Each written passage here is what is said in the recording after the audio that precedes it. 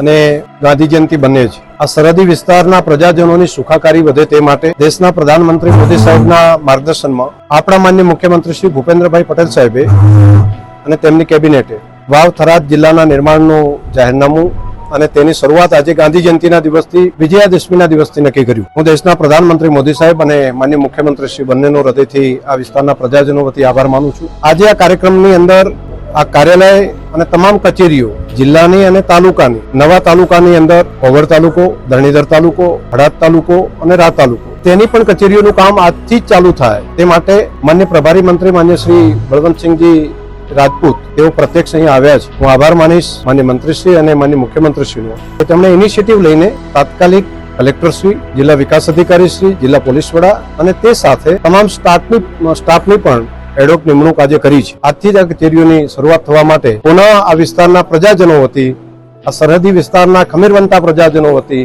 તેમની અપેક્ષા અને આકાંક્ષાઓ વતી હું રાજ્યના મુખ્યમંત્રીશ્રીનો હૃદયથી ખૂબ ખૂબ આભાર માનું છું।